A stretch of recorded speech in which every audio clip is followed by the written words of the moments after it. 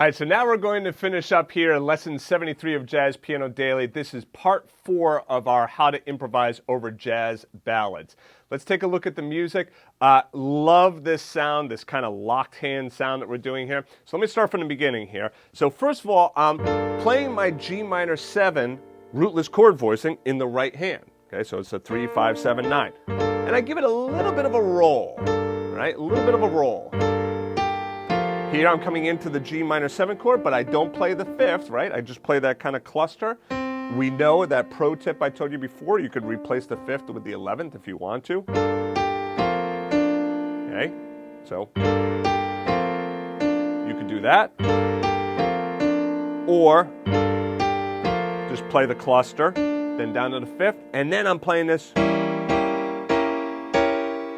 So let's break this down. It is a C7 flat 9 chord. Notice I'm playing the 5th, the 7th, the flat 9, and the 3rd. And now notice also that this is a G diminished chord. And notice all I'm doing is I'm just moving this diminished chord around. Remember, a diminished chord is a symmetrical chord. It's all built on minor thirds. Minor third, minor third, minor third.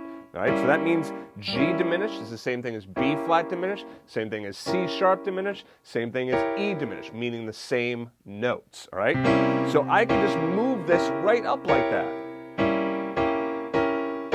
And each step along the way, I'm getting a C7 flat 9 chord.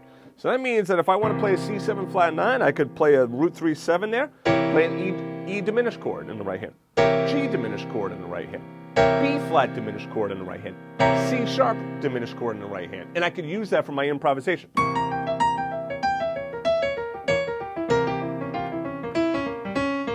Right, see, it all works nice and well there. So now I'm going to play this chord, right? But I'm going to take the top note and I'm going to double it down here. So you notice I'm going to be playing those 4 notes. And then I come down and I hit my F6 chord, right? It's gorgeous, gorgeous sound.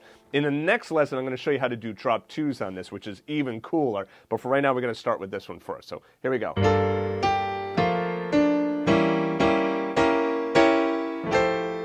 And notice how we've gone from 16th notes into now just 8th notes. We're kind of slowing down.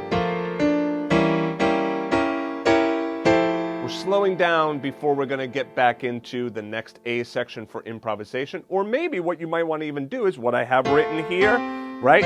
You can then just go right back into the song again. So let's play the F6 and then, oh, sorry. Let me do that again.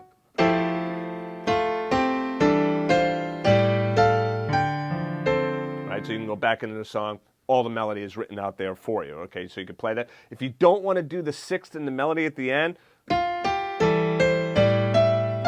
you could just do, just single notes. That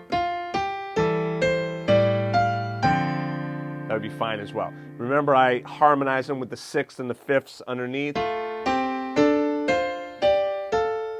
If you don't want to do that, you don't have to do that note underneath. All right, so anyway, G minor to the F6, okay? It's a beautiful sound, kind of an Errol Garner sound, George Shearing kind of sound. That locked hand sound is really, really cool. And when you bring it into your improvisation now and again like that, it really sounds slick. All right, so anyway, I look forward to seeing you in that next chapter, and we're going to talk about how to do this stuff in drop 2s. Let me play this for you one more time, nice and slow, just to make sure you got it. So G minor, then C7 flat 9,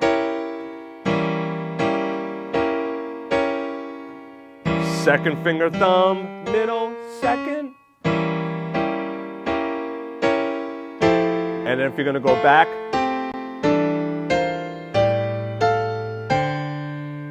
into the melody. To get the first 45 pages of music for free, just go back to jazzpianodaily.com. If you liked the video, please be sure to click the like button and also subscribe to the channel and turn on notifications. To watch the rest of the lessons in this series, just click on the playlist to the right of this arrow. Thanks for joining me, and I'll see you in the next video.